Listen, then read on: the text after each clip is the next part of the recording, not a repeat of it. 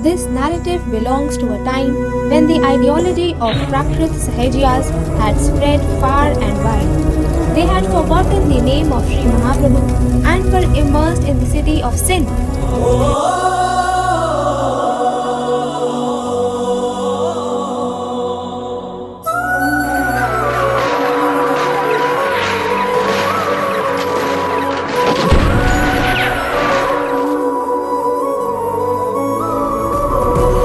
At that very time, a gem manifested.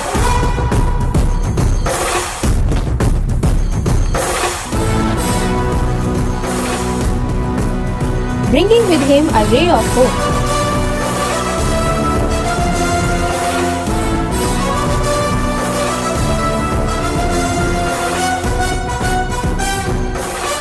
The effulgent Nainamani Manjari, who resides eternally in the transcendental abode of Golok Vrindavan, appeared.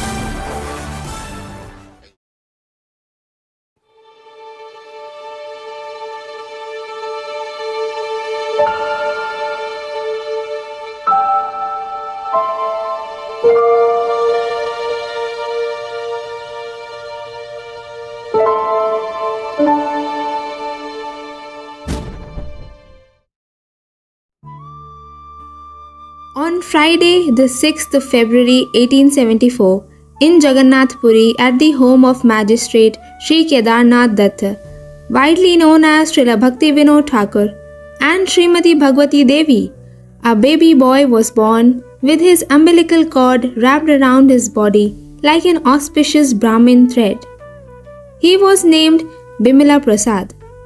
During his 6-month Annaprashan ceremony, he was blessed by Lord Jagannath during his most famous chariot festival.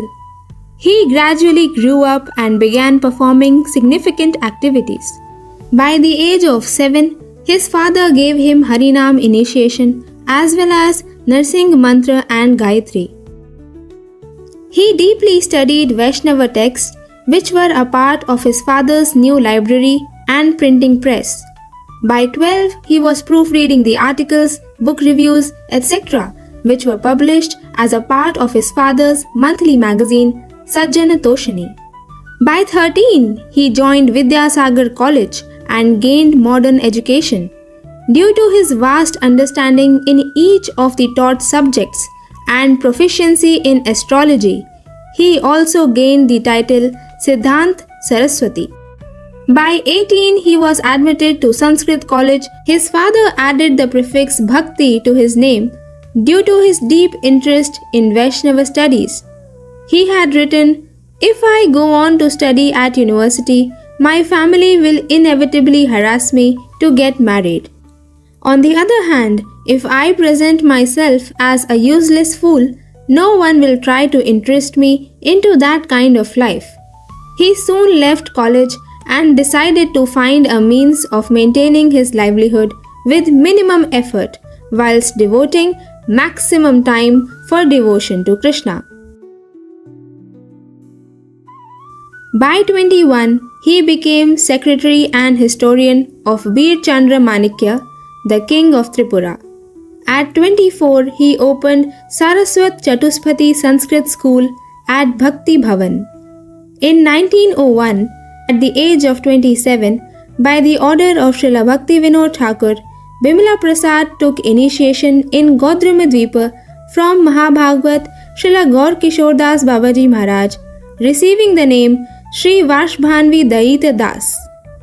At 31, he began staying in Mayapur and took a vow to chant 1 billion holy names with a daily minimum of 3 lakh names. In 1914, Srila Bhakti Vinod Thakur passed away and Srila Gaur Kishoredas Babaji Maharaj left his body in 1915. Feeling bereft of his 2 spiritual guides, Bimala Prasad continued chanting the Hare Krishna Mahamantra, giving up on the idea of preaching.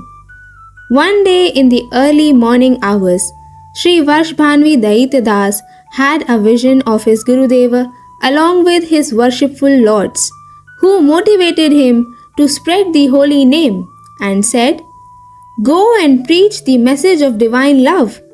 We will personally send you the required manpower and resources. Thereafter, he completed his vow of 1 billion holy names in 1918.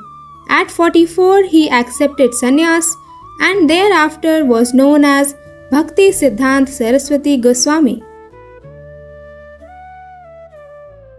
He established Sri Chaitanya Math in Sri Dham Mayapur, Nadia, as his first preaching center. The Society of Vaishnava Scholars saw his determination and purity in carrying out Lord Chaitanya's mission, thus bestowing upon him the title Prabhupada.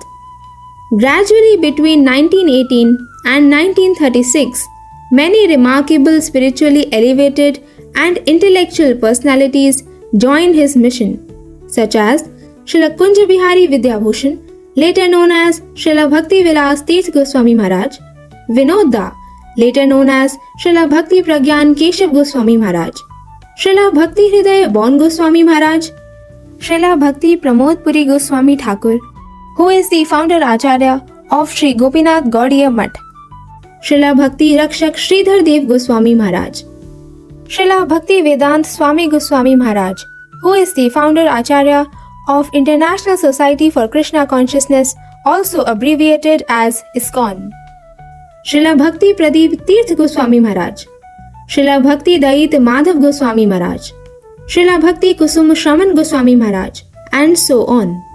In this manner, Srila Prabhupada began his vast preaching efforts both nationally and internationally. For 18 years, from 1918 to 1936, Srila Prabhupada massively spread Lord Chaitanya's loving mission and established 64 preaching centers across India, Europe, and Southeast Asia, promoting the fundamental principles of Lord Chaitanya's teachings, even as India was under the British rule. These centers aimed to share the compassionate teachings of Lord Sri Krishna Chaitanya, emphasizing non-sectarianism, non-judgment, kindness, and humility towards all living beings, as well as fostering tolerance in every situation. In line with Lord Chaitanya's teachings, followers within these Gaudiya centers engage in chanting of the Hare Krishna Mahamantra. They faced several challenges and opposition. During his time, many Sahajiya sects had strayed from pure teachings of Lord Chaitanya, engaging in superficial rituals, caste-based discrimination, and unprincipled behavior. Srila Prabhupada, often referred to as the Lion Guru, faced Mayavadis with conviction and earned the respect of many for his powerful delivery of the pure Vaishnava Siddhant. Orthodox caste Brahmins believed that only those born in Brahminical families could lead spiritual communities. In his debates, he emphasized that the universality of spiritual qualifications were based on devotion and realization, not birth. Despite resistance to modern preaching tools, printing presses, sewn clothes, cars, exhibitions, and dioramas, Srila Prabhupada utilized modern technology to disseminate Sri Chaitanya Mahaprabhu's teachings widely, famously referring to the printing press as the Brihat Mridanga, where Srila Prabhupada and his associates were able to publish newsletters, magazines, and books. Someone once asked him, "Why do you want to start a mission? You are a sadhu. Why would you need a mission?" Srila Prabhupada responded, "There is no need for us to have a mission, but the human race is heading in the wrong direction, away from Krishna. So we need to establish a mission to guide them to the right path, which is towards Krishna." At 5:30 a.m. on 1st of January 1937, Srila Prabhupada departed from this world. All the clocks inside the Bagh Bazar Gaudiya Math premises stopped working at the exact same moment of his departure, and it was as if the whole world became filled with inconceivable darkness. Srila Prabhupada's entire life example teaches us to be determined and to go forward with the best endeavor in our spiritual practice. In this way, the Lord will definitely accept our service and will deliver us from this miserable world. Srila Prabhupada's legacy is the bright light of our devotional life. If anyone wholeheartedly follows Srila Prabhupada's exemplary character, that person will definitely be freed from material entanglement and gradually progress towards achieving divine love for Sri Sri Radha Govind, which will qualify us to go to our eternal home, Golok Vrindavan. In this way, we will be eternally peaceful and blissful. Srila Prabhupada's legacy had been continued through his divine associates, who, via various sources, continued to preach the Lord's loving message and names in the light of their spiritual masters' divine guidance. Today, their further initiated disciples and associates, as the representative heads of our Gaudiya lineage, continue to be the torchbearer of religion and righteousness, preaching the mission of Chaitanya Mahaprabhu under the guidance of Jagadguru Srila Prabhupada's philosophy.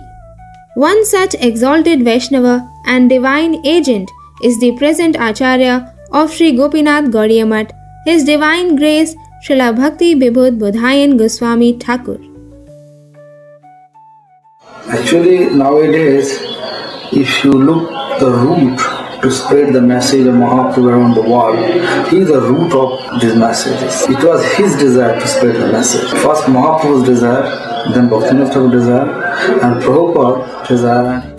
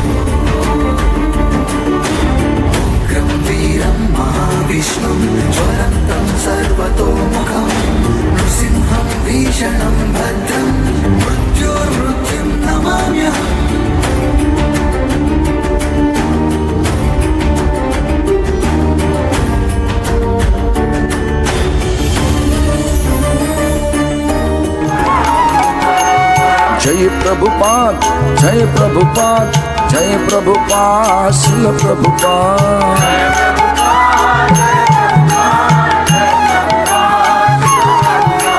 गुरु परंपरा, गुरु परंपरा, गुरु परंपरा, गुरु